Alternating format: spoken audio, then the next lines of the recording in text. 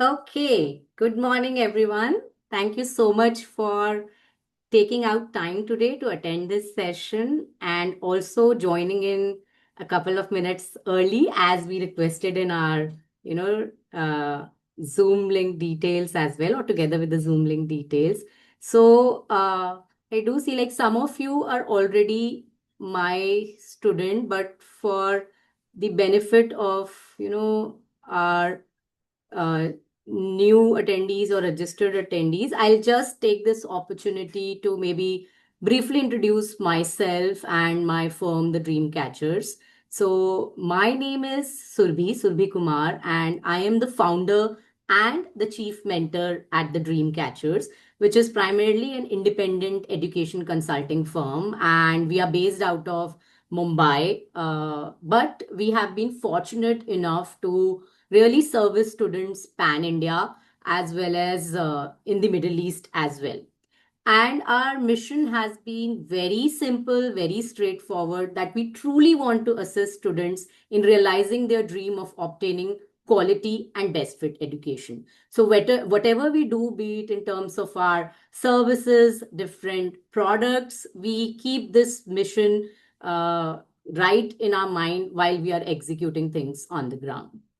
Uh, Broadly, we have two major verticals, which is career guidance and admission consultation. And when we say career guidance, high school juniors specifically, they need the right guidance for stream and subject selections. And uh, for the international boards, it becomes all the more important. But now, even for the national curriculum, and national education policy being rolled out, there is a need to do that greater hand holding even for the national curriculum students.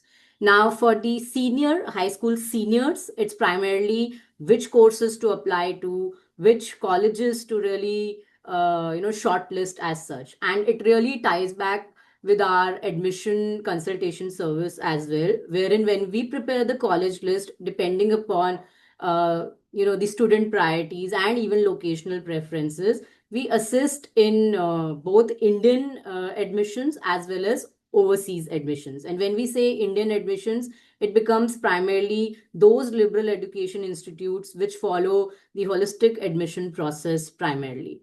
Okay, and as you can see on the screen that I have listed down variety of our services, and depending upon the student need, we really utilize these to help them again really realize their dream of obtaining a quality and best fit education.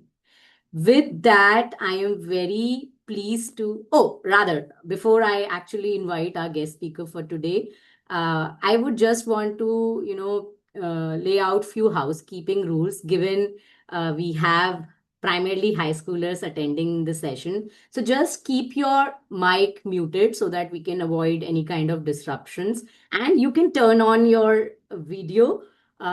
We can see your lovely faces, and again, no pressure there, but if you can, for any questions, just utilize the Q&A and chat box. I will be asking Apurva the questions which we have created for today, which is based on many of the questions which I received via the form from the registered attendees as such. But please feel free to ask your question live, or if you'll put it in the chat or Q&A box, I will ask on your behalf as well.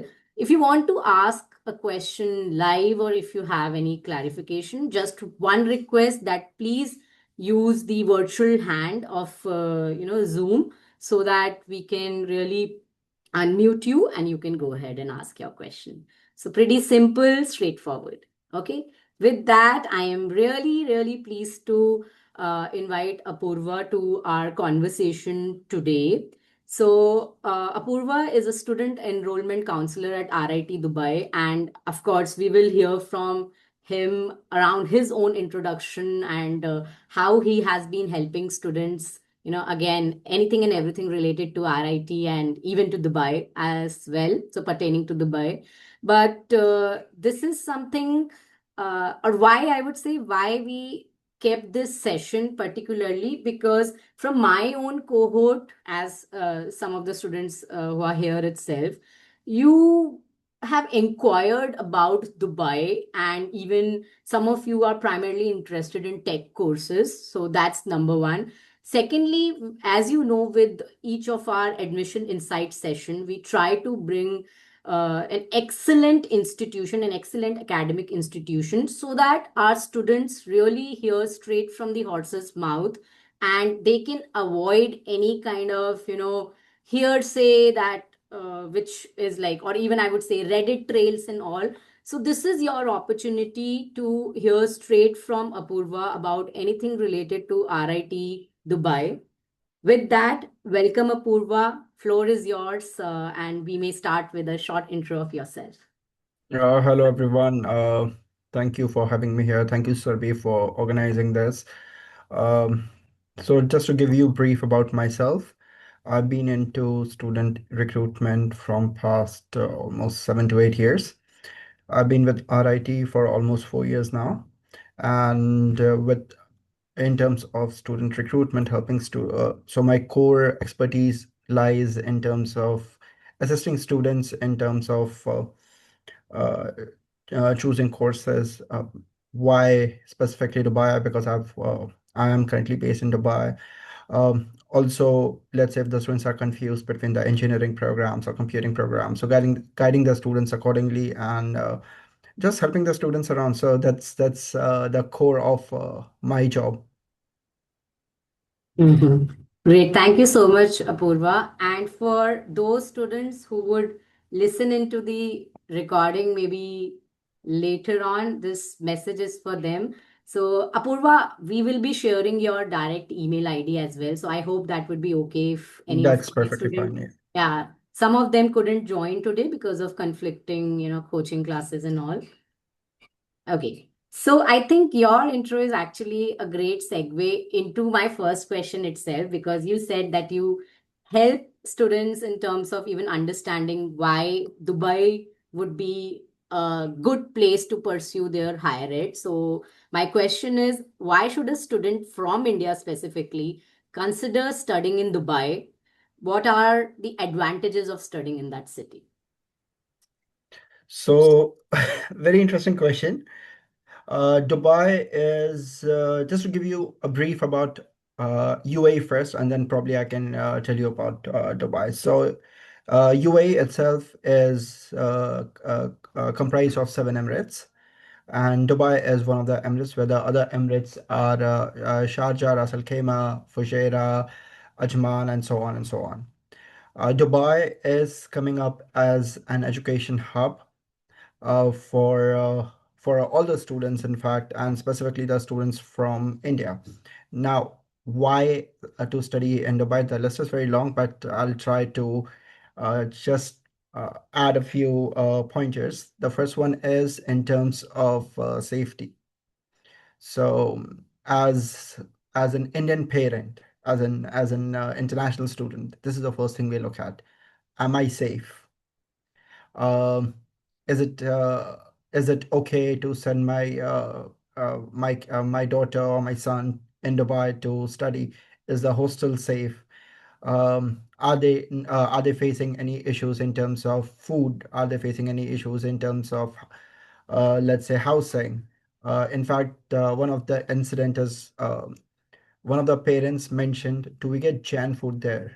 I was like, "Yeah, like none of the Indian students specifically will suffer when it comes to the food, and also the community around Dubai when it comes to the Indian community is very strong. So it's more like home away from home." Now, why study in Dubai? In fact, let me just rephrase that question. Why study in RIT? So we are a global American university. Our parent campus is in Rochester City in New York, and it's been there for almost 200 years. In Dubai, we started in 2008, and since then we have been growing. We have our own campus. We have state-of-the-art labs. We have amazing facilities. And with all this, the quality of education is as far as UA. Sorry, as far as US. The degree is issued from the parent campus. So getting the same quality of education, getting the same projects, getting the same assignment as a parent campus with almost one third or one fourth of the cost. That's where RIT comes into picture.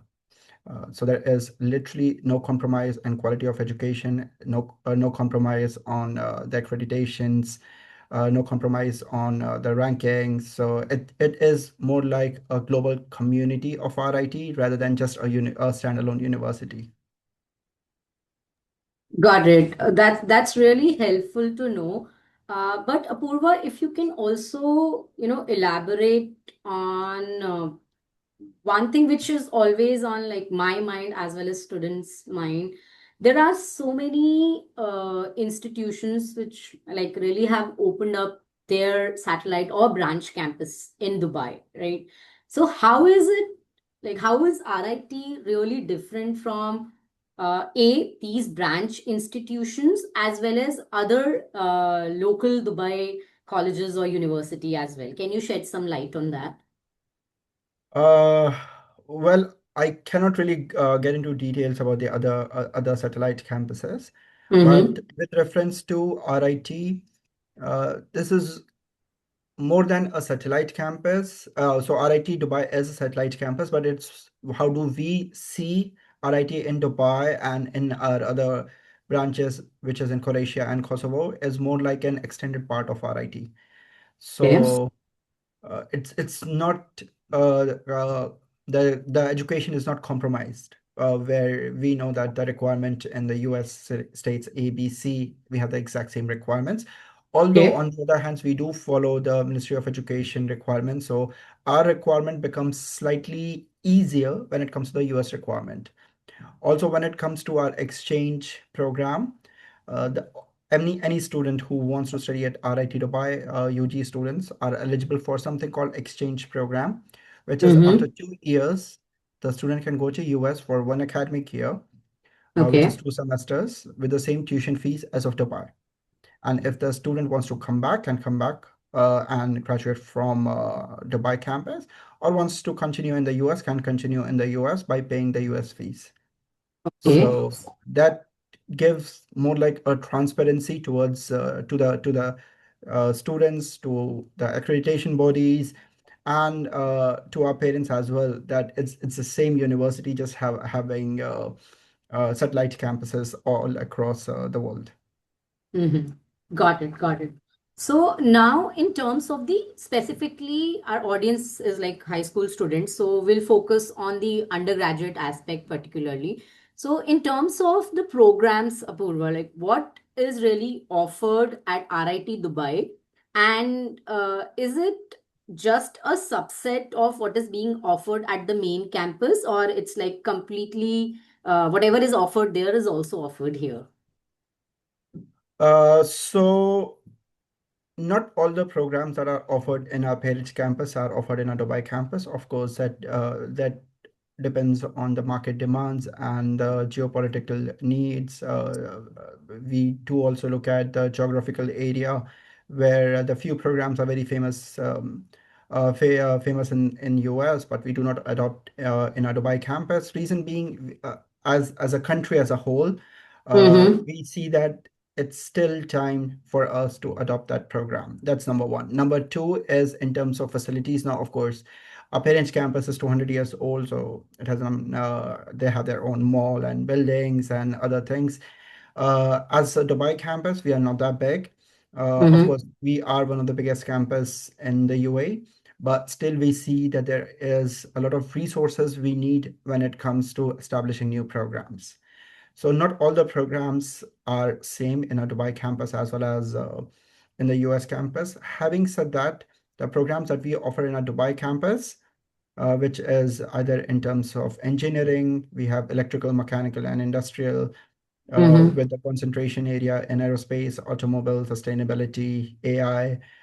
We have computing, which is computing and IT, and cybersecurity with the concentration area in software engineering. We have Okay. business-related programs and so on and so on. These are adopted from the parent campus. So that Okay. means the curriculum remains the same, the course materials remains the same. So if and when the student wants to study in the US or wants to take a transfer, the whole process becomes easier. Although there might be a need of having one or two subjects additional when the student transfers or exchanges to the US US to our parents' campus. That's the regional requirement. Okay. Otherwise, I won't consider it as a subset. It's the same university with the programs offering a different location. Okay. Okay. Got it. Thank you for that. Now we will move into slightly into the admission aspects or application and admission aspects. So if you can really tell the students out here what are varied intakes at the university, kind of is it mapped to how it happens for the US process or US campus, and what are the application open and close dates, because we do have at least I can say two students who are part of my existing cohort who are live with us right now who have just progressed to grade 12. Lovely. So we got two intakes. The first one is the fall intake, where the classes starts in August, so it's around 20th of August. Mm-hmm. And the other one is the spring intake, where the classes starts in the second week of January. We are not on Common App. If you want to apply to Dubai campus, you can apply directly through Survey. You can apply, go to our website, make an application. You can always reach out to me. So we are not on Common App, so our requirements is slightly easier when it Mm-hmm. comes to the whole admission process. Uh, Few things that I or the admission teams really encourage in an application is to have a personal statement. Now, this Mm-hmm. is an optional item. You can completely ignore it. If you're copy pasting it from ChatGPT, rather don't do it. We know it's been copied from ChatGPT. We know that it's copied from cloud. So if you are planning to write a personal statement, you can write two paragraphs of something of your own creativity. We really appreciate that. Uh, that's number one. Or else you can completely ignore. So if you feel that it's way too much work for you, you can ignore that, but just don't copy paste it. Number one. Number two, there are few Ministry of Education requirements in the UAE that we follow, and Surbi is aware of it regarding the each program requirement, each course requirement. We would give that a first priority because the requirement has been issued from the government. Lastly, what we look at in terms of application itself is the holistic approach. Now, when I say holistic approach, that means, okay, we see that a student is getting 85%, 90% in grade 12 and grade 10. We also look at, is the student doing something else? Now, something else can be playing guitar. Okay. Something else can be taking an AI course.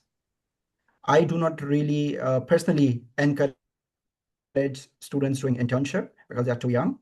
But if a student is, let's say, doing an internship or even working at, let's say, a McDonald's, that's fine because that adds to the profile. Now, why these things matter is when an admission counselor is looking at the holistic approach towards the application, we see that, yeah, the student has leadership skills. The student has interpersonal skills. Student has done something which is out of the box. So you know what? We are much easier to convince when it comes to giving scholarship rather than just looking at the marks. Marks is important. That's the first thing we look at. But other things do add value to the overall profile. For an example, if let's assume the student does not really fit into our scholarship criteria, but the students have extracurriculars, students have done MUN, students have done internships, certifications, anything else, anything out of the box, or even as simple as playing guitar, as I mentioned. In fact, one of the personal statement did mention that I love playing guitar, and one of the reasons why I want to come to Dubai and join RIT is the support, the student community support that is being provided when it comes to playing guitar, and we loved it, and we gave student more than the scholarship that the student was deserving. So we Mm-hmm. look at a holistic approach when it comes to the application. Got it. Now, on the application review aspect or even the academic requirements aspect, Apurva, so given in India, we have students who are even taking international boards like IB. the DP program or the CP program, and Cambridge, besides the national or state level curriculum. So, are there any major differences in terms of the baseline academic requirements depending upon the course? And second question is around the CP program. Is that accepted at RIT Dubai or not as of now? So to answer your question, that is, I need to refer back to the admissions team. I'll get back to you on this. But as of Okay. now, we are accepting all the programs, whether it be IBDP or IBCP. Although we have few requirements when it comes to either of it, I can share that information with you maybe by Monday. So just reach out to me over the WhatsApp. But otherwise, we do not really differentiate between any of the curriculums, and the requirement still remains the same. Okay, that should be fine. And this was actually, so when we circulated the registration form, we kept an option there where students can ask their questions. So this was from a student named Ajinkya. He's not there in the, no, I don't see him in the session today. But yeah, once I have this information, I Mhm. can pass it along. He's pursuing IBCP currently. Not a problem. Allow me till Monday. I should be able to provide you with that information. This is more like a verification before I give you a confirmation. So if there has been any changes, I'll be able to let you know by Monday. That'll be fine. Understandable. Thank you so much. Okay, let's talk about, the elephant in the room, which is the cost of attendance. How expensive it is for a student from India to study in Dubai and at RIT Dubai. So specifically, if you can break it down in terms of what's the tuition cost, and of course, if there is any variation in terms of the faculty or discipline, plus how much it may roughly cost in terms of living expenses. Uh, I'll just break down the cost in general. Now, of course, I will ignore the fact that there is a bit of a drop in Indian currency, but I'll just Google it and I'll kind of make it standard. Okay. So each year, tuition fees,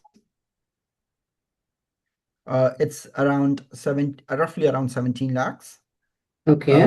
And all of our programs are for 4 years, so 17 lakhs times four. Now, in terms of variation, what plays a major role is the scholarships. Now, most of our scholarships are for the first year and can vary from anywhere between uh, 0% to 50%. Okay. So if a student, let's say, gets a 50% scholarship, and specifically when it comes to international student, it becomes a bit easier to get a higher scholarship. Then the cost, of course, reduces by a lot. But as I mentioned, most of our scholarships are for first year, so student would have to maintain the grades in order for the scholarship to continue. Now, in terms of our housing, the sharing housing would cost somewhere between around 5 lakhs per year. Okay. And other expenses will be around 1.5 to 2 lakhs for an entire year, which includes the housing. Oh, sorry, which includes the food and the travel and the other things. Now, unless a student goes all out, Dubai is very reasonable, but there's no cap on it. So you can live in a lavish villa. You can also live in a sharing accommodation. You can also have meals in a 7-star or 8-star restaurants, or you can also cook in the sharing space. So you need to decide your budget. Budget can be reduced, but on an average, this is the cost we are looking at. The other thing is, and this won't be for the fresher, the students who have joined for the first year. But eventually, the students, they start doing part-time jobs on campus. So on campus, it's not a huge pay, but it adds towards their profile. and also the students are able to manage their expenses just a little bit.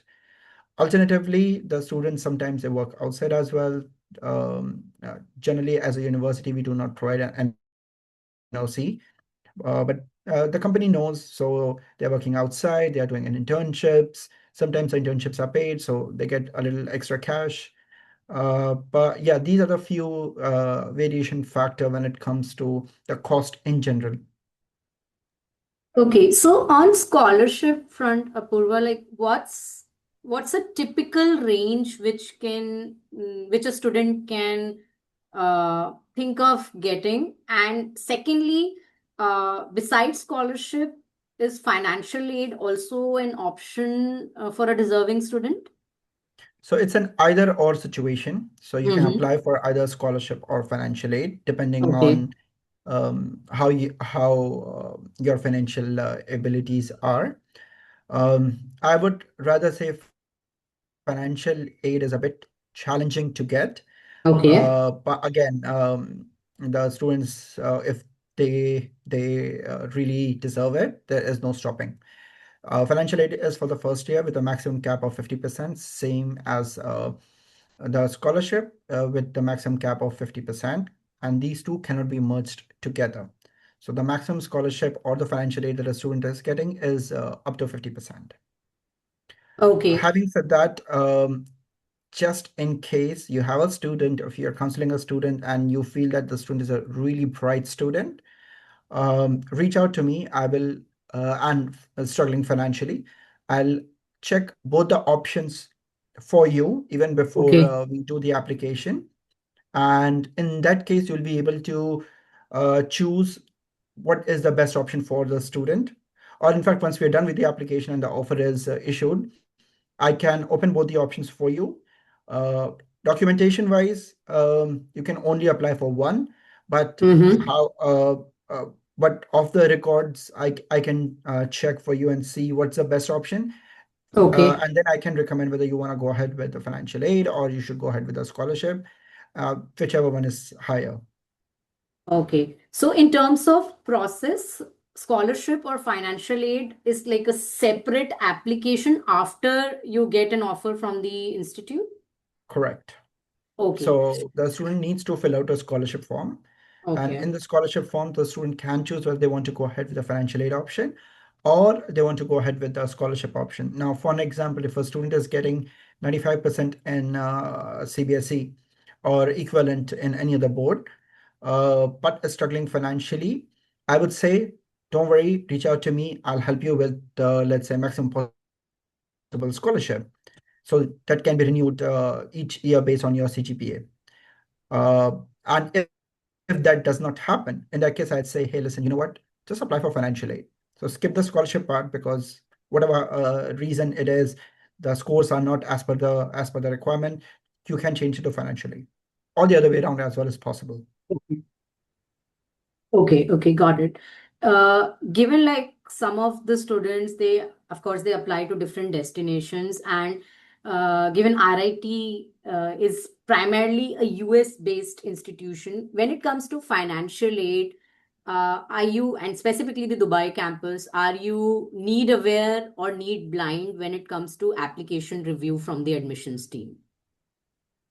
I did not understand the question. Okay, so Can let you me, rephrase it? yeah, yeah, sure. Let me elaborate on it. So, specifically for US institutions, right, there is a concept called need aware or need blind. So, need aware means that the in the application itself, you would have to really declare that whether you are looking for financial aid or not, and it may impact the Application decision from outcome. the admissions team because they are operating with a limited budget and they will have to decide whether, like all things being same, if a full paying student should be admitted, or if there is a financial aid need, they may not be able to fulfill that. So that's like need aware. Need blind is, it doesn't matter, your finances doesn't come into the picture at all when the application team is really reviewing your application. Hmm. Once that is done, then of course, if you are a full pay student, then that's fine. If not, whatever best can be done. So, given you mentioned to me that the scholarship or financial aid is after the fact that offer is made out, so my understanding is that by definition, then your institution is need blind. But I wanted to be Correct. very, very, Correct. yeah, No, no, absolutely. You're on the right track. In fact, we do not ask for any financial documents unless the offer is issued. And then there is a scholarship form that needs to be filled that will not impact the outcome of your application in any way. So scholarship is completely excellent. different from your application. And once a decision is made, the decision is made unless the student is not fulfilling the conditions. So that will not have an impact Got it. on the outcome of the application. Got it. Yeah, because majority of the US institutions, specifically for international students, they are need aware. For Mm, domestic students, it's a different thing, but for mhm, international students, they are majority, I would say, they are just handful who are like truly need blind for international students. mhm, Okay. Thank you so much for that. And Apurva, we have already received two questions, I believe. Yeah, from Abhishek. So maybe I'll pause my question for now. Maybe I'll pick up his question. He's asking, mhm. while you have mentioned about completing a year or so at the US campus, but how does the overall cohort experience vary relative to the US campus? So that's his question number one. Okay, let me answer this question. I have mentioned it before. So any undergrad student who wants to, let's say, go to the US as an exchange student. Now, I personally request or I personally guide students towards going as an exchange student and then moving towards a transfer program if you wish to. Now, in terms of the cohort itself, any student who is studying at RIT Dubai is also registered in RIT US. So the registrations are done twice. Now the students are not aware of it. The student doesn't really have to be aware of it, but you are registered for Dubai campus as well as for the US campus. And that's how your degree, once you graduate, comes from the US because we know that you are on our system. So when it comes to cohort, I think it's going to be exactly the same. Coming back in terms of requirements, or in terms of requirements, any student after second year is eligible for an exchange program followed by uh, a transfer program. Now, the definition is when it comes to an exchange program, the tuition fees remains the same. For one academic year, you although have to pay the additional cost, which is housing, food, visa, and of course there is an visa charges and other things that you have to bear the cost, but the fees remains the same. You are not missing out on any of the courses. It's the same curriculum. It's the same design that we are following it in the US and in Dubai. After that, after completion of your third year, you want to come back, you can come back. Of course, you can continue with the Dubai campus. You want to continue in the US campus, you can do so by paying US fees. Now, also, I want to highlight one thing. When it comes to our exchange or transfer program, mostly the exchange program, the only one requirement that we look at is the overall CGPA of the student.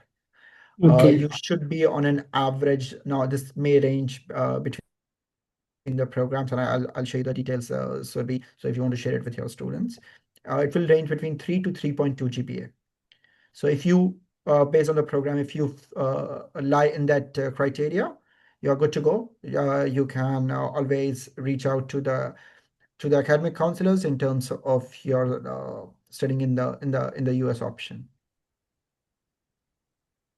Okay, I believe there is another question as well. Could you suggest faculty experience at Dubai? So in terms of faculty experience, I think the requirement remains quite standard across all RIT. We have a global faculty. We have you from US. We have you from Europe. We have you from UAE. So it's quite uh, vibrant approach. So you won't find any particular nationality, if I have to highlight dominating. When it comes to faculty or even when it comes to the student population, we have students from 90 different nationalities currently studying with us. So that's why the quality of education, the projects and the other things are not compromised at any point in time. Did Okay, I miss out thank on you. anything, Survi? I just see these two questions from Abhishek as of now. So I hope Abhishek, you got the answer. If you have any follow up, then we can unmute you and you can go ahead. And I would encourage my other students as well. Then that you can ask the questions right away. Of course, I'm there. I'm around. You can ask me afterwards as well. But since we have Apurva here, just go ahead and ask. Now I think we got one more. Oh, Abhishek said thank Correct. you. Okay. Fine. So I'll continue with my other questions. So now we have spoken about the application and the admission process. The next important step, if the student gets an offer, they decide they decide to study there. Visa is an important element, right? And with what we are seeing with happening in other geographies, right? Visa is becoming an issue. What I have as an experience, and even from my own community of consultants, Dubai visa has been a smooth sailing thing, and many a times the academic institutions they also have folks who are helping international students with the visa process. So, how is it at RIT Dubai? So with us, visa process is actually very smooth. Now, um, once you have made up your mind, once you have confirmed your reservation with RIT, there is a form that you need to fill, and it will ask for your photo, your passport copy, a couple of other details, and we will do the visa for you. So don't worry about the visa. It's a very easy process, and we have a visa department that really looks after each student's visa. So once we get all the information, we upload it to the government portal.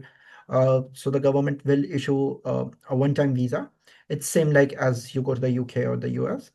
So once you come in, you will have to do the medical test and the other things, which is pretty smooth. Again, university organizes all that, so you don't have to worry about it unless you are aware of Dubai. But if you're not, then of course, once you're on campus, we'll take you for the medical test. Your passport will be submitted to the government, and that will be probably for a week or 10 days. And that duration, you can't travel. And after that, you get multiple entry visa, and you're good to go. So it's a very smooth process. So generally, how much time does it take, Apurva, from initiating the visa process to getting in hand? So there are two parts to it. The first part is getting an entry permit. Now, entry Mhm. permit is come to it's a one-time thing. So you come to Dubai. Once you enter, then you do the rest of the process. So in terms Yeah. of getting entry permit, shouldn't not take more than 15 to 20 days, depending on when are you making an application for your visa. And the rest of the process the whole process itself might take another 10 to 15 days. So just Okay. to be aware, your passport will be submitted to the government for the stamping purposes. So you might be not having your passport for that duration, and that is like a week or so. Pretty much that's it. And the university Okay. handles A to Z everything. Okay. And I understand that you might not be a visa expert, but generally, I just try to uncover one thing. What can lead to visa rejection for like a student visa as such in Dubai? Are there any like edge cases there? So generally, we do not have a visa rejection case specifically from India. Okay, it's Um, but few of the cases can be if a student has applied for visa multiple times and have been rejected multiple times. That is the only reason why I see there can be a visa rejection case. Or if the students or have been to UAE before and has been put on any ban or something like that. Otherwise, generally, we do not have any visa issues with our Indian students. okay. Got it. Thank you. So now we discussed the admission application process. We also discussed visa. And now let's move to the next step, which is the student life there. Okay, so now specifically for international student, if you can touch upon the student life there in particular, what is the diversity question there? And if you can also tell little bit about the campus facilities, though you mentioned that it's a small campus, maybe in comparison to New York, but I myself have visited RIT Dubai. I won't call it a small campus, to be honest, right? So, if you can talk more about the facilities there, uh, Mm. varied accommodation options, and what kind of student support services are available, because that forms a big part of a student experience or a student life. Okay, so I'll answer that question on reverse order. What are Sure. the student support when it comes to studies? Then the student support that comes for the personal life and if they are struggling. So as a student, you will have someone called academic advisors. Okay. Now, I do understand that you're coming from a school and let's assume you are like me and you don't like doing internship and you took a break, which I encourage taking a break before joining any university and specifically RIT. So you will have someone called academic advisor that will guide you towards your courses. So there might be a requirement of placement test. Now, the purpose of placement test is to put you in the right course. This will not really impact your application outcome, neither your fees. This is just for us to know how much support you require. And based on that, we will put you in the courses so you know exactly who to reach out when it comes to academics. Let's say you're good in algebra. So instead of giving you a basic algebra, we'll give you an advanced algebra course. The same goes with calculus and so on and so on and so on. So in terms of academics, it's academic advisors are your first point of contact, and you will have one. You will not be able to proceed with the classes without meeting one, at least for 5 minutes, just to say, hey, listen, are you okay? Do you have any questions, concerns? Is there anything bothering you? Are you okay with the courses? So you are not left out.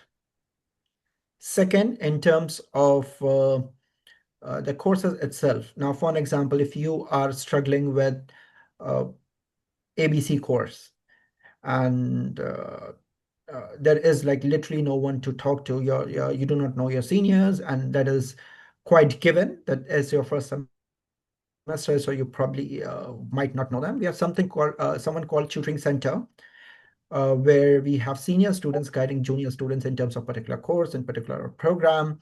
So you can always reach out to them, say, hey, listen, you know what? I don't understand calculus one whatsoever. Can you help me?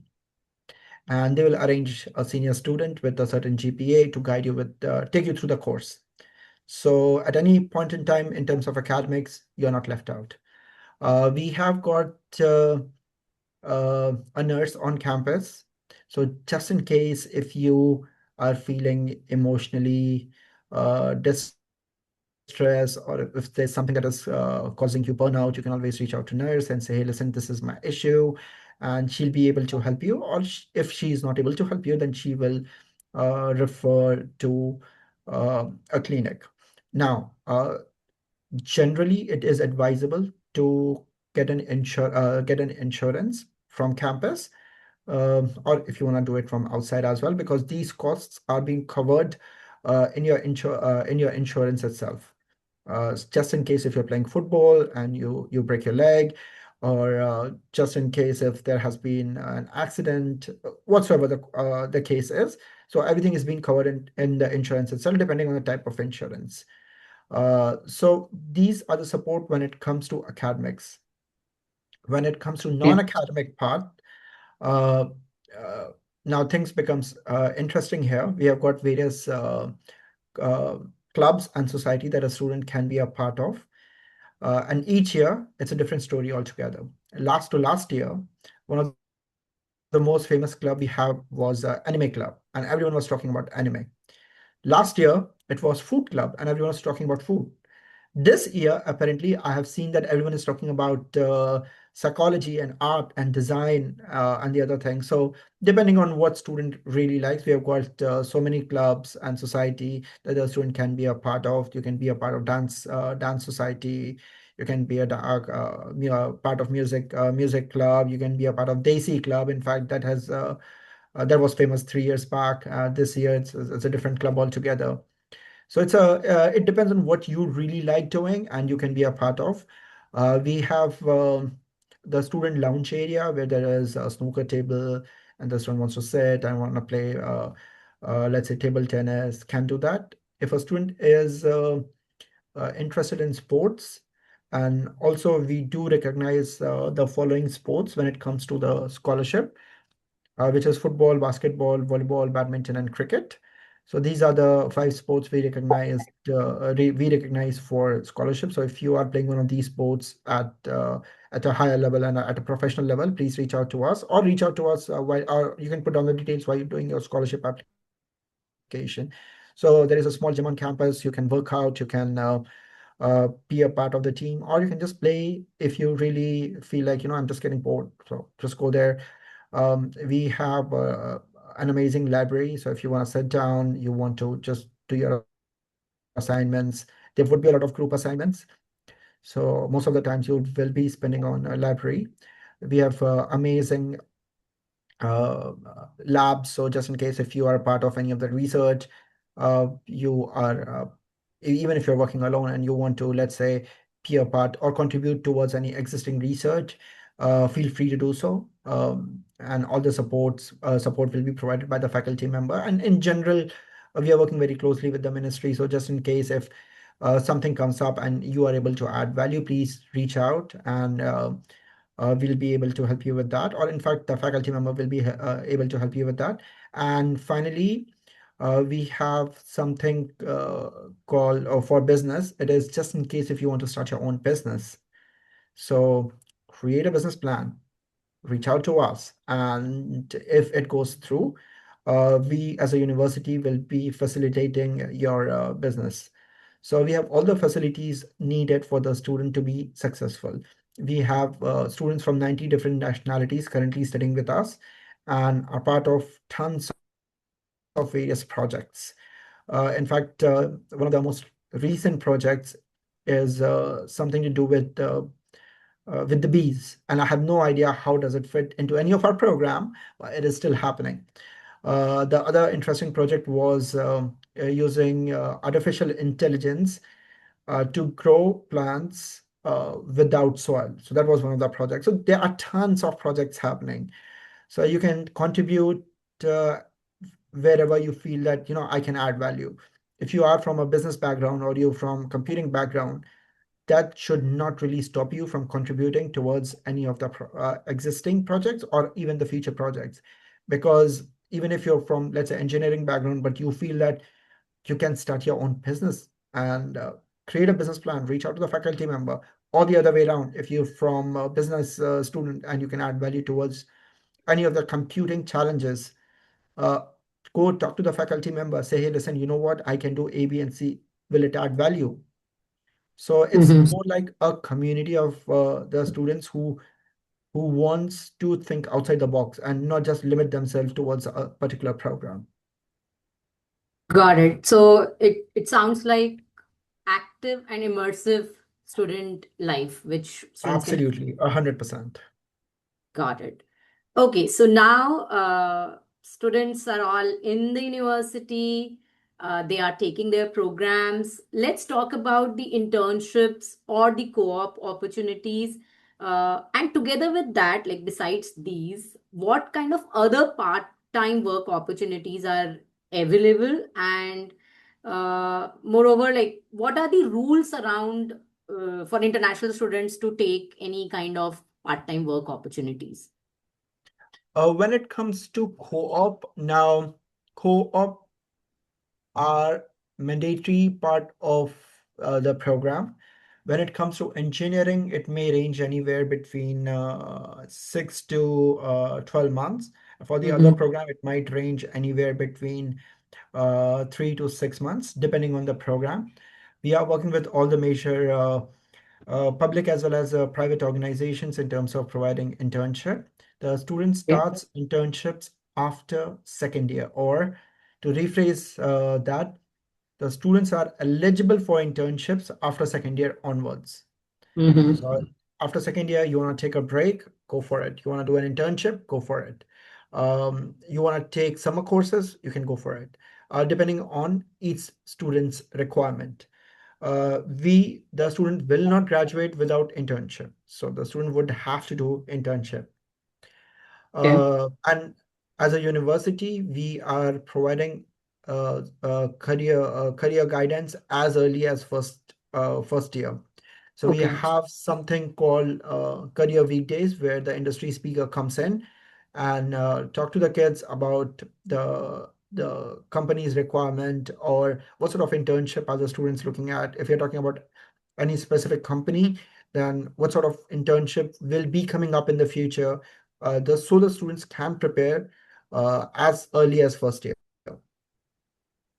Now, in terms of work, the students can work 20 hours per week, which is in Okay. line with the US and the UK requirement.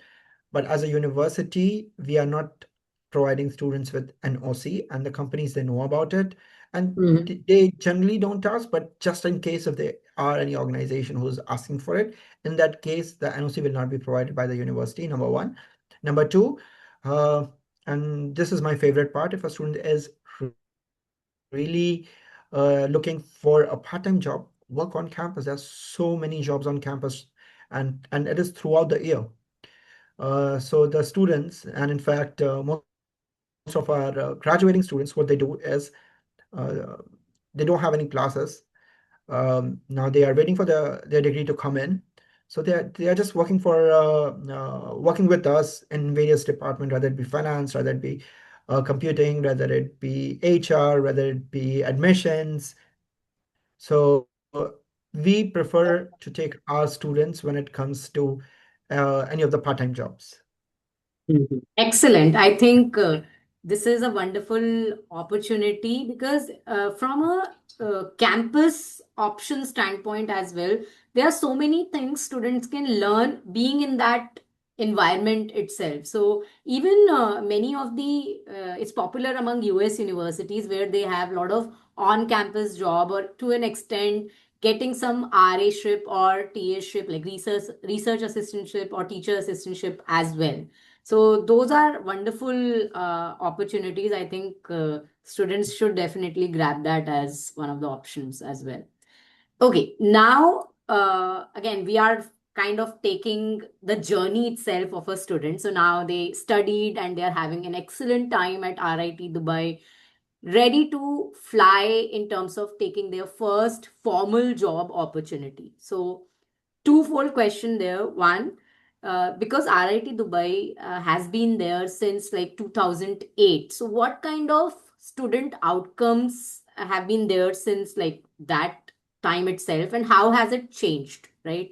And now for the recent batch, what kind of career prospects? When I say career prospects, it could be even from an industry demand side, right? What are they hearing more? Which kind of recruiters are coming more? Okay, so ideally, a student gets a job before they graduate. Yeah. And that is majority of the cases. Or sometimes what happens is in order to give a full-time job to a particular student or a group of students, they need to see at least to have a degree Mm-hmm. where the company requirements are being met, that the student is just waiting for the degree to come in. So they put it in so they put the students in an internship phase, or they say, you know what, take a break for a couple of months, come back, offer letter is ready, but we can't just accept you right now unless you have the degree with you. Okay. But in an ideal case scenario, the student gets a job even before they graduate, or if they are, uh, they are just waiting for their degree. In that case, it would be just a couple of months. And this is in general, students, they take a break, Okay. and then they join the company. Now, the situation hasn't been changed for a while. The UAE is a growing economy. We have a lot of new companies that has come up recently when it comes to engineering side, even when it comes to the finance side. For an example, now everyone knows about Binance. Binance have recently started the Binance is into financial and technology, so it's one of the cryptocurrency app. So I have started the operations in UAE, so that is one of it. So again, it's growing. Uh, Job wise, we have not faced much of an issue. Having said that, the the job itself has changed, Mm-hmm, for sure, yeah. which means that a typical degree from India or from a different part of the world might not be applicable in the UAE market itself, uh, because of the varied job. For an example, in terms of finance, if you're talking about, we are taking finance and technology together, whereas in a few of the universities, it's a pure finance. I'm not saying that there is no demand, but I'm saying the demand is evolving. So the student with the combination of finance and technology courses, or something with management information system, which is your management and your technology together, is much more in demand right now, specifically when it comes to the UAE, because of the evolving nature of the industry. We are working with all the big fives. We have PwC, Deloitte, IBM.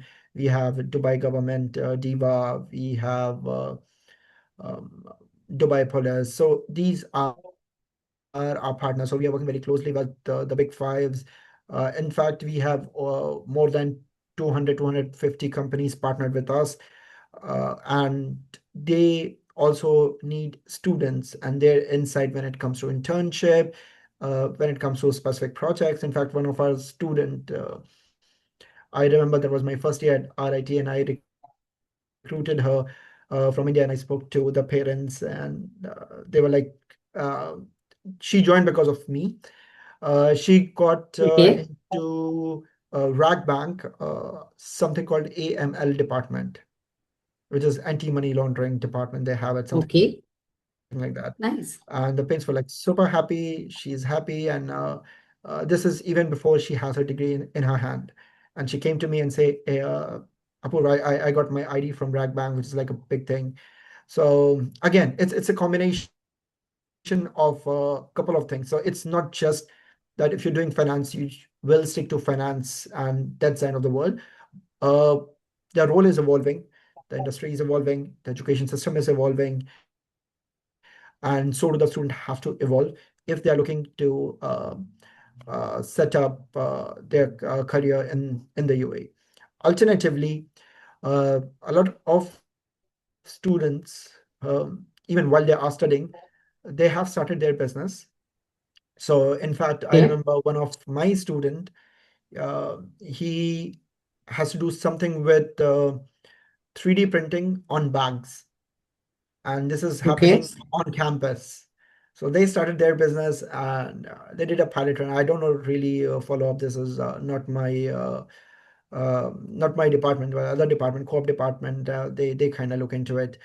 So there is a lot happening when it comes to the job, in terms of getting internship, in terms of getting placements. We have 85 to 90% placement rate.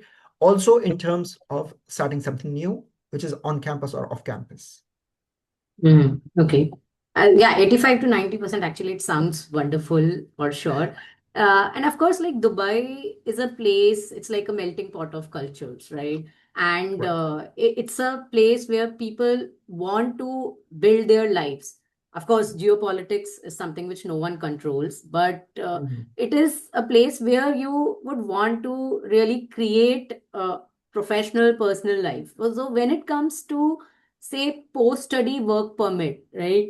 Uh, Given a student has a education from Dubai, vis-a-vis like someone who is coming on PR or something, do you have any points to share there? Like how can it Um, be an advantage, if at all? so there's something called golden visa. So Uh-huh. if you have certain GPA, which is 3.8 GPA and or 3.7 GPA and above, can can apply for something called golden visa, which you can use to stay back for 3 years or 5 years. I'm not 100% sure, but that is one of the benefits.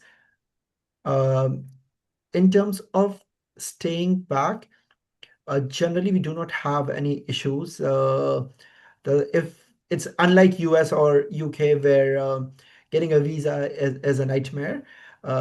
Uh, UAE is Dubai specifically is very open, and also when it comes to India, it's more like home away from home. So just in Hmm. case if a student has to go back, they can come back at any point in time on a tourist visa for like 3 months or 1 year, whatever it is, and then come back and stay as long as they want based on the visa requirement, which I'm not 100% sure of. And generally, there is not a lot of issues. And most of our students, anyways, they are getting placed. So there is not a huge issue when it comes to any of the visa requirements or staying back culture. Got it. So, Apurva, I know that it's like towards the end of our hour for this talk, or if you have like a few more minutes, I will just ask one last pertinent question, which is more related to application in general. Is that Yes. fine by you? Yeah, yeah, absolutely. Go for it. Okay. So, of course, you have been seeing students submitting their applications, and given students are students, right? They can make mistakes. So, any common mistakes which you have seen happening very regularly, and how would you really advise students who are listening to our conversation So, today? couple of things. Uh, First thing would be uh, not submitting the application. So I see a lot of students starting an application, uploading all the documents, reviewing the application because I can see on the back end, and then just wait for the offer letter. So the first thing is submit your So application. submit button is not being hit. Is that what you're saying? That is, you have no idea. I don't know, and this is specifically from India. The students Okay. they don't submit, but they don't hit that submit button. I mean, Okay. without that, I'm not gonna evaluate your application. I see a Okay. lot of mistakes on the application. Even as a university, we tend to ignore it because we know the students are coming from the school. So it's okay. It's okay. It's not something that will impact your application. Uh, Please don't use ChatGPT or any of the AI tools in terms of writing your personal statement. Don't do it. I'm happy. Alternatively, what will add value towards your application is uh, if you have any extracurriculars, just try to have a few. Uh, and yeah, coming back to personal statement, write whatever your heart says. Write that I love uh, I love rain, and you can talk about the rain. We are happy to read that. Write about how you can contribute towards gaming if you are into gaming. Write something that makes you happy. We are happy to read that. Okay. And the last thing I would say, in fact, two things I would have to mention is uh, we do not have a deadline towards application. We have something called rolling admission. So Rolling that admissions. so when it comes to rolling admissions, we will accept your applications. We will wait for you to take a decision until the seats are full. Once the seats are full, even if you have an offer letter, we will roll it back or we will defer your application. So if you have made up your mind, confirm your seat by paying the enrollment deposit, number one. Number two, if you or even if you don't feel that you need a scholarship, just apply for it. I mean, additional 100 dirhams or 500 dirhams or 1,000 dirhams will eventually help you. Just apply for scholarship. Your scholarship will be out if you deserve it. And if you still don't want to accept it, you can just decline your scholarship. Say, hey, listen, you know what? I don't want to take scholarship. And it has happened in many of the cases where the Okay.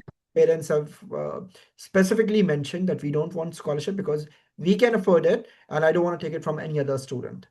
So you can decline it, but at least apply for it. It will, you know, not now, maybe couple of months from now, it will help you take a decision. So I think that's pretty much it from my side, unless the students have any other questions. I don't see any other question, but I just want to re-emphasize one point around personal statement, Apurva. So the word itself says personal, right? So it has to Exactly. be about you and it has to be very, very authentic. Of course, like there are guidelines you can follow, but just be truthful there and just be yourself. And you'll never know how much it can make an impact if you really write it truthfully. So that's Oh what I yeah, wanted to say. absolutely. We do run AI check on each application, so we know All what's the happening. universities do that. Yeah, just one last thing. I think it's not very much popular in India, but in general, what we love to see, or in fact, even if you do not put it on your application, just keep it handy, is taking letter of reference from your teachers. So just Of take course, it, it's keep it's it. popular. It's popular, Apurva. Like for many of the universities, sometimes it's a mandatory thing as well. So yeah, so Mhm. school counselor, teacher recommendation letter. Yeah.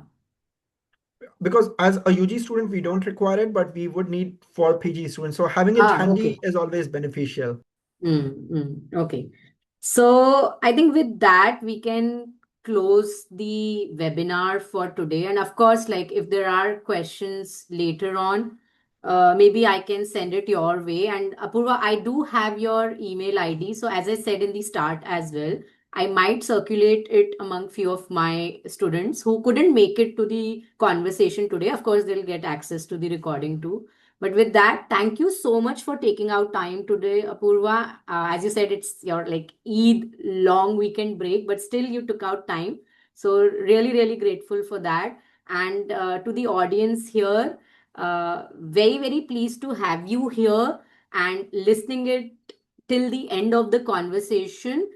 We'll continue getting such kind of admission insights, and we also run another career awareness series. So, those of you are attending our admission insights for the first time, do follow us on our social media pages. We have like a simple presence there, right? And we really post our upcoming events there too.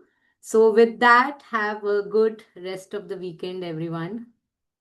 Thank you, Surbi. Thanks. Have a good one. Bye Thank you, bye. everyone, for joining. Bye bye.